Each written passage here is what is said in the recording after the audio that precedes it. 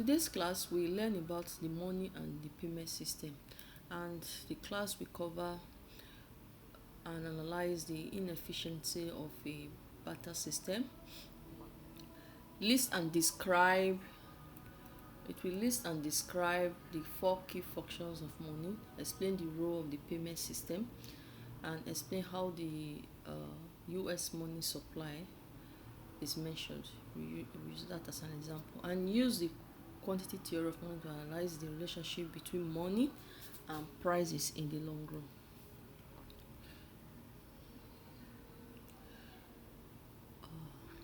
So the key issues and questions this topic is going to really look into, it's how the relationship between uh, the relationship between uh, money money and prices, and also the independence of the central bank of every country. Now we're going to first of all look at barter system. Barter system, it's a system of exchange in which we use items. We trade goods and services directly for other goods and services. Like you have basket of seeds, and you giving it for basket of fruits. Without the exchange, the buying and selling, without money, you transact. In a barter system, you transact without money. It's just exchange of items. And this system it really prevailed in the early stages of development in our economy, where there was no money. People usually use items to trade. And then money now came about. Now, what is money? Money is anything that is generally accepted as payment for goods and services, or in the settlement of debt. So with the barter system, with the exchange of items, then those items were regarded as money. They could actually uh, get what they don't want using the exchange, the barter system, the barter exchange. You give out what you have to get what you don't have. Now, what was the problem of barter system? The barter system was inefficient. They had four problems. One was a double coincidence of wants, and this increases the transaction cost. The second was each good has many prices. The third was a lack of standardization, and it was also difficult to accumulate with the barter system. Now, when this problem existed, then there was invention of money. The invention of money was actually to improve on barter, so that people could sort to identify a specific product that most people would accept in an exchange. Now we had commodity money. So for commodity money, it's a good use as money. Then it was like this particular good is used as money. No, then before, after the barter system, when they were using items like farm harvest as transaction, giving what you have, what you've harvested, and trying to get what you don't have, and they saw the inefficiency in it, the commodity money came into existence. And this one was like using things like calories, calories, right? So it serves, and it was used as money that also has value independent of its use as money. So one thing about it is that the one very good thing about money is that money allows people to specialize, so they become more productive and earn higher incomes. And when you specialize, you kind of use the resources most valuable to you to achieve your purpose. Or like if you not specialize, sometimes you have to sort resources outside, so it's actually very costly to try to produce for production purpose. But with specialization, you could actually focus on what you have and produce more of what you are skilled on. So we'd say that specialization occurs when individuals produce the goods or services for which they have relatively the best ability. Now, let's move to the next slide and let's look at list and describe the four key functions of money which the barter system lacked.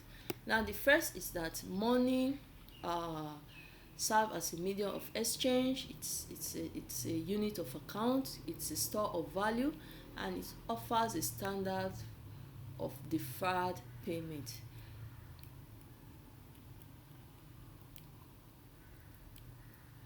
Okay, when we say medium of exchange, it's when something that is it's something, it's for money to serve as a medium of exchange. Money is something that should be generally accepted as payment of goods and services, either now or later.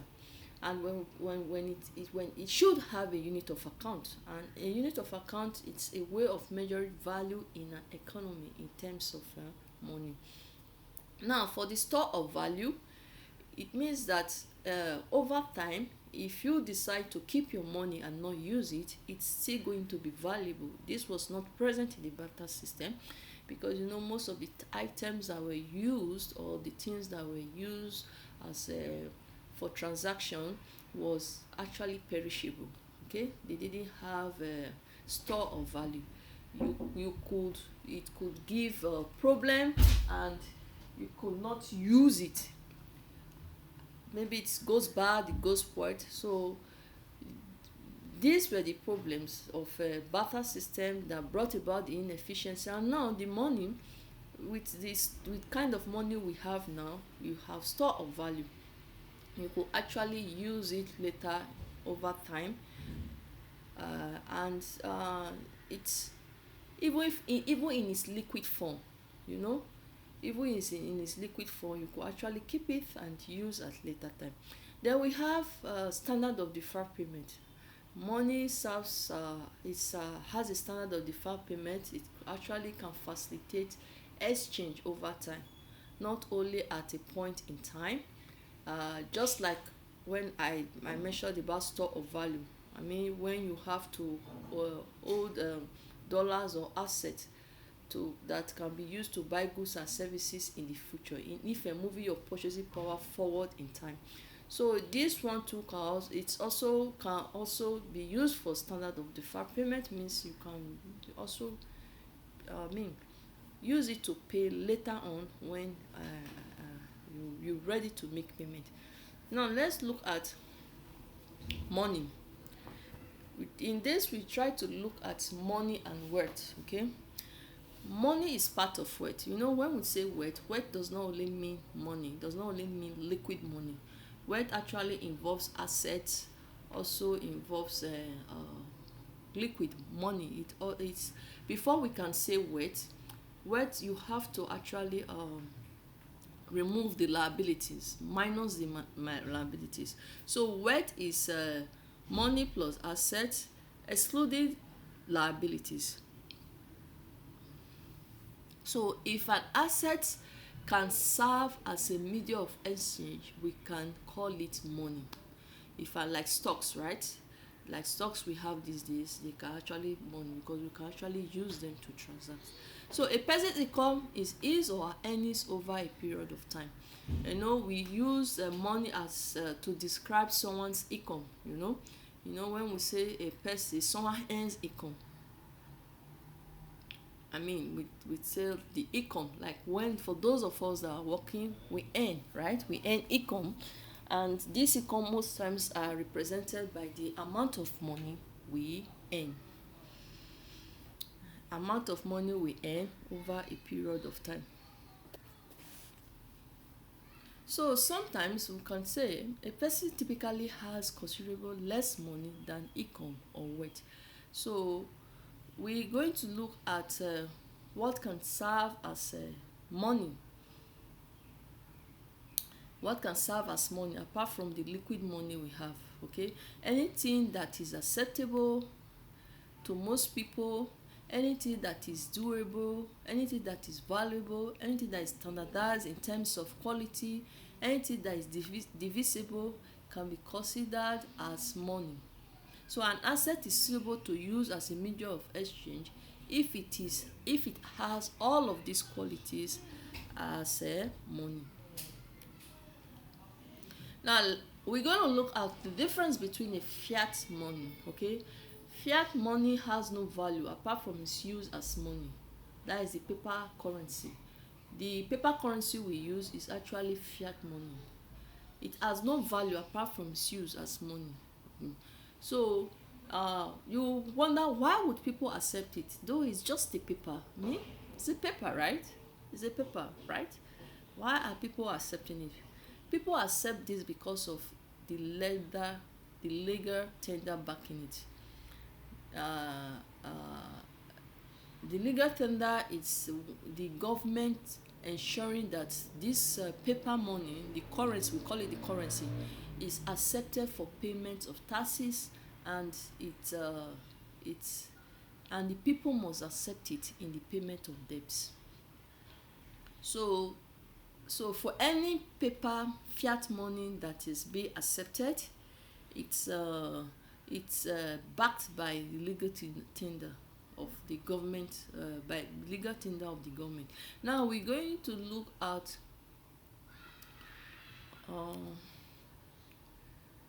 let's see this. Okay. Now, over time, the total currency in circulation has almost tripled since 2000. And you know, the 2000, we still remember what happened during the COVID-19, and the people were, there was, the money circulation was less, and there was no reproduction going on. So since that period, the money circulation has tripled. Now looking at this graph, you're going to see how over time money circulation has tripled. Look at this part, you see currency circulation in billions of dollars and the years. See, from 2000 over time it has been increasing, and look at 2018, right, until 2019. In short, it has always been increased, except in this period when in 2008, I think this time there was a little fluctuation downwards, and there was another increase. Okay, I think this should be the mortgage crisis and the bailout offered by the government. So also with this bar charts, we're going to see the bar chart. You see that we have these two, okay, total value of currency in percentage, and the currency and the number of bees. This is the number of bees. You know, for those actually doing a lot of illegal deals, like the way it's stated, that they prefer the large denomination. Large denomination bills are also useful for people engaging in illegal activities, because those bills allow substantial transaction to be carried out in cash. So you shouldn't be surprised that over time we have usually the large denomination are even more available, I think at 85%, compared to the other denomination that are less available. I'm going to now look at the payment system in the economy. Now, what is a payment system? It's actually the mechanism for conducting transaction in the economy. The transition, we're going to see how, look at the transition from commodity money to fiat money. Okay, first it was gold and silver coins, and that was cumbersome. Gold and silver coins were heavy, right, and they are cumbersome. So the early banks now began to store gold coins in safe places and issue paper certificate, which was paper currency. And today the central bank issues this paper currency, but does not exchange it for gold or anything else. They just give it out, and this currency are used as the money, because it is back, it's accepted, it's generally accepted because it's backed by legal tender. Now we also have checks. Checks are promises to pay on demand money deposited with a bank or other financial institution. Actually, a lot of people use check, and the use of check avoids the drawbacks of paper money, but also require more trust in the part of the seller. Now, overall, when we believe that we use money, money for payment and everything, but let's look at the new technology and the payment system. Looking at the payment system, for payment system, it's more desirable if it has the speed, security, efficiency, smooth international transaction, and effective collaboration and more participants in the system. So with this, it actually makes payment easier, convenient, and safer. Now we see that there are different types of payment system. We have the electronic funds transfer system, we have the automated clearing house, and the automated teller machines.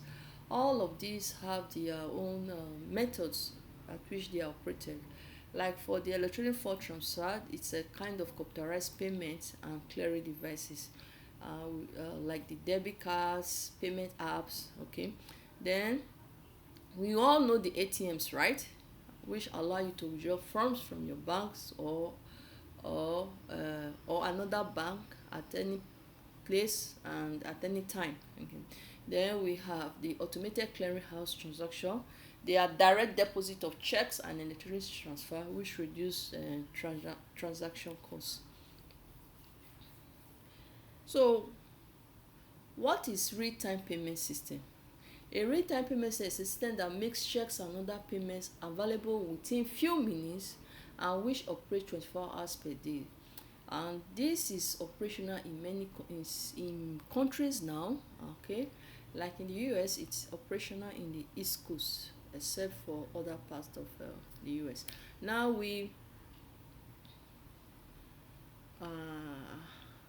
okay, let's look at e-money, Bitcoin, and blockchain. E-money is electronic money. It's actually just a digital cash people use to buy goods and services over the internet. And we also have e-monies like the PayPal. Okay, the PayPal service was first widely used peer-to-peer payment system, followed by smartphone apps such as the Venmo and Zelle. Like in our previous class, I may mention that all these payment apps they have different types, and different countries have them. They have different names which they call them and they are used. So these are examples of them. Then we have the Bitcoin. Bitcoin is a new form of e-money cryptocurrency not owned by a firm, but is instead the product of a decentralized system of linked computers. For Bitcoin, it's the transactions are more private because it doesn't use transaction record. So it's actually convenient for people who are using it because you can just use the smartphone to make a purchase, and it will be very, very private. Now Bitcoin is different from cryptocurrencies, which have not been widely used for buying and selling goods and services because of its instability. It has a lot of instability, and then this has actually undermined its benefits as currency. Then we have smartphones apps such as Apple Pay and Google Pay. I think Google Pay is a very popular one. It just allows you to link your credit cards you own to make payment. It's very easy. You link your debit card to it or your credit cards to it, and you use them to make payment. Then we have the Facebook stable coin. This is called the Libra. This one is linked to the basket of currency, and it's very functional too. Then we have the technology. The technology behind Bitcoin is blockchain, which is technically a distributed ledger or an online network that allows individuals and businesses around the world to settle transactions instantly and securely on encrypted sites. Now, when we talk about a cashless economy, Sweden it's becoming a 100% cashless economy. It's actually the number one in that. They are number one in that chart compared to United States and other countries. They actually have mobile apps, which is the Swish mobile app, which makes it easy for them to transfer funds and carry out transactions from one person to another, bank account to another. So it's and most of the retail shops, shopping malls and businesses there are equipped to handle this payment. So when we talked about this cashless society, it's not only the buyers but also the business owners, which are the sellers, or the government themselves should make it very make provision with the infrastructure that will actually sustain this type of economy. So as at today, Sweden has their cash now accounts for only about 2% in the economy, because they mostly deal on cashless transaction. If you compare this to the USA still has a lot of cash transaction, which is at 30%. So we're going to look at how money supply is mentioned using US as a case study. First of all, we're going to look at M1, M2. Okay, measuring monetary aggregates. Monetary aggregates are measures of the quantity of money that are broader than currency. We have the M1 and we have the M2. M1 is a narrow definition of the money supply, the sum of currency circulation and checking account deposit, the total amount of money circulation and the account deposit. Then we have the M2. It's a broader definition of the money supply. All the assets that are included in M1, as well as the time deposit which is less than 100,000 dollar, in USA, because we're using it as a case study. There also the savings account, the money market deposit accounts, and non-institutional money market mutual fund shares.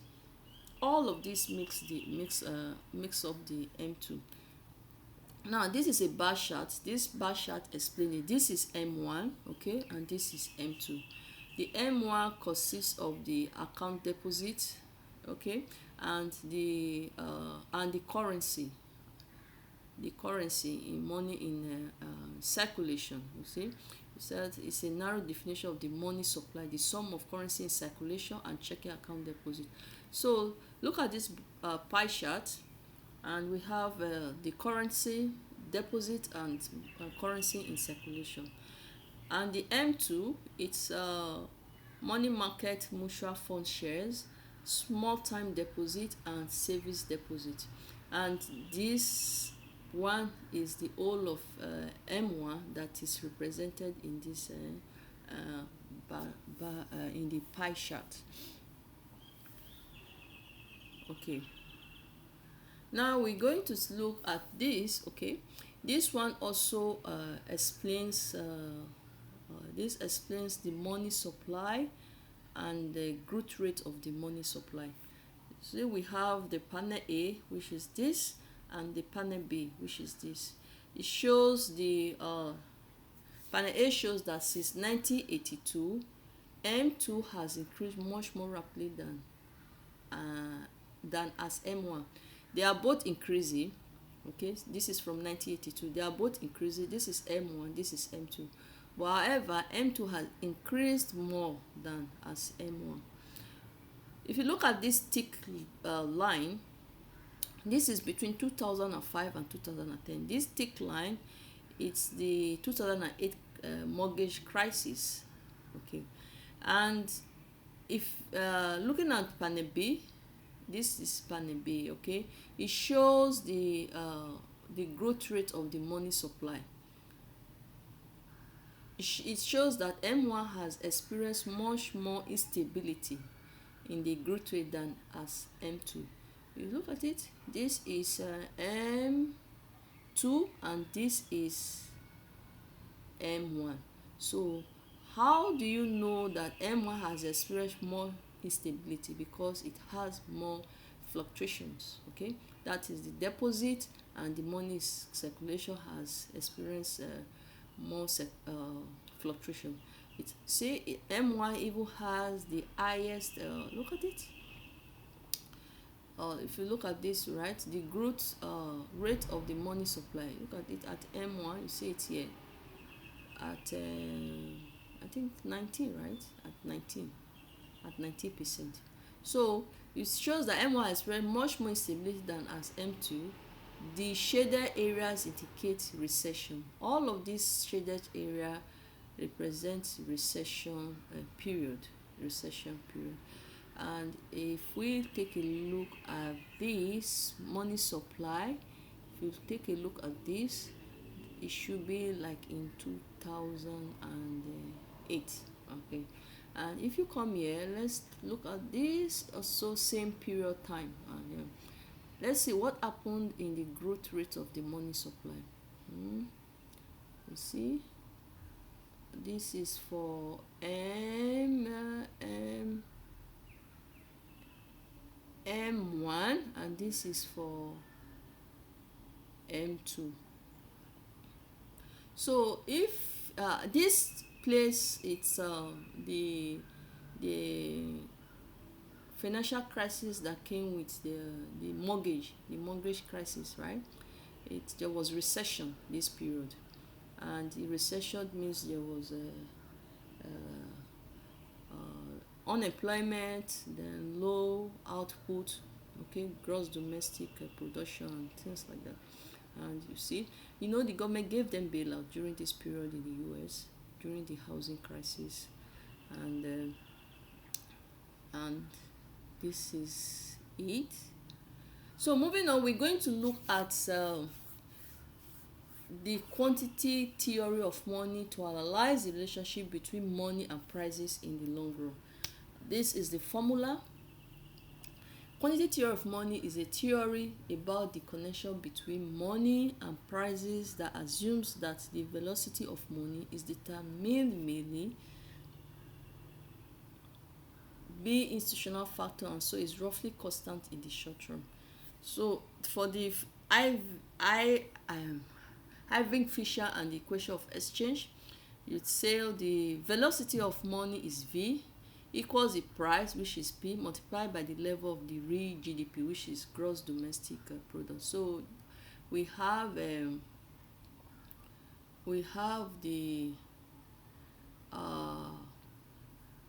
PY, which equals nominal GDP. So we have V, which is velocity of money, equal to PY. Okay, PY is multiplied by the level of real GDP, and equals and the M, M, right, which is the quantity of money, divided by the quantity of money. So this is it, and Irving Fisher has said that V is constant and turned the equation of exchange and identity into the quantity theory of money. So how do we use this to explain equation? We use the quantity equation expressed in percentage change.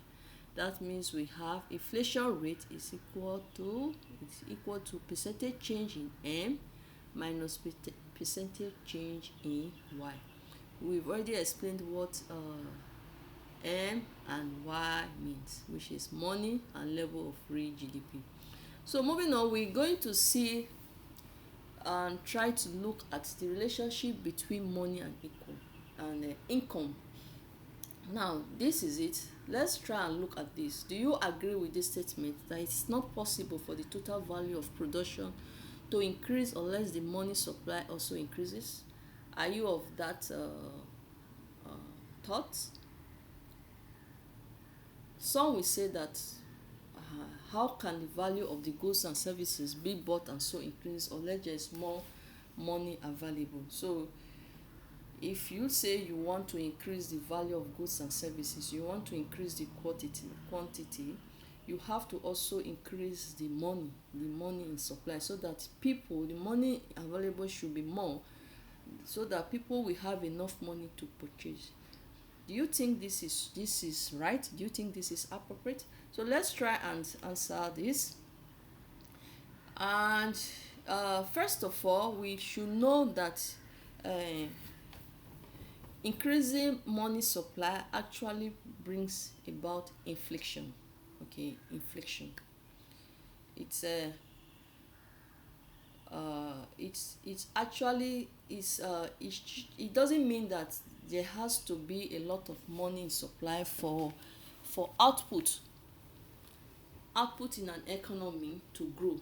So what we are trying to say is that the output can actually grow without the money supply growing. I mean, the government does not have to put a lot of money into the economy for the output in an economy to grow. So let's look at this relationship between money growth and inflation over time around the world. You can actually take look in this. You can take a look at this on your own. You see, we have inflation rate, and these are the numbers. Okay, now hyperinflation is extremely high inflation rate. It's actually you will say you are experiencing hyperinflation rate if it's less than 50% by when your inflation rate is less than 50% per month. So a lot of countries have experienced hyperinflation, like Zimbabwe. Okay, during the 2008, they actually experienced hyperinflation. Then also countries like Germany, Argentina during the 1990s, and Zimbabwe in recent years, they've also experienced hyperinflations and the hazards of hyperinflation. So what happened in this country? Prices rose. There was a rapid increase in prices, and rose rapid. The money purchased fewer. You actually hold money and it will purchase fewer and fewer goods and services each day. Money was so the goods were so expensive, and you could only get few items with you could only get fewer items with money. So what now happened? The household and friends felt that they were not giving them the value for the goods and services, and they stopped accepting money. They refused to accept money. They didn't want the money because they feel it didn't represent the value of their goods and services. So this led to economic activity that contracted sharply and caused unemployment. So what causes hyperinflation? The quantity theory indicates that hyperinflation is caused by the money supply rising more rapidly than real output. Your money supply should match with your output, your GDP, gross domestic product. You do not just put money into circulation and there are no goods to match it up with it. And when that happens, there will be inflation. But then, even at this, the central banks still allow money supply to rise. They allow money supply to rise. They pump money into the economy. Why do they do that? Usually, hyperinflation can also occur when government spend more than they collect in taxes. They're spending more and they are collecting less in taxes. So when this happen, the money which they put into supply are not gotten back. Usually the government gets this back from the taxes that people are expected to pay. But if the money is being pumped into the economy and the government does not create a channel to collect back, there is room, there is tendency for hyperinflation. Some countries can monetize the government's debt by forcing the central bank to print money. So this leads us to, should central bank be independent? Do you feel they should be independent? Actually, the more independent the central bank is, the more it can resist political pressure. Central bank these days are highly influenced by the government of that day. So sometimes they are not. This does not make them completely independent. They are actually politically pressurized to increase the money supply, and so the lower the country's inflation rate is. In, like, for example, in 2019, it was reported to have it was reported that the president of the United States of America had asked the Powell for not lowering interest rate enough to spoil the economy. So, however, there are arguments that critics are of the opinion that the government should not interfere with the CBN, central banks, that they should allow them take actions that best represent the country's economy, best represent the country's economy.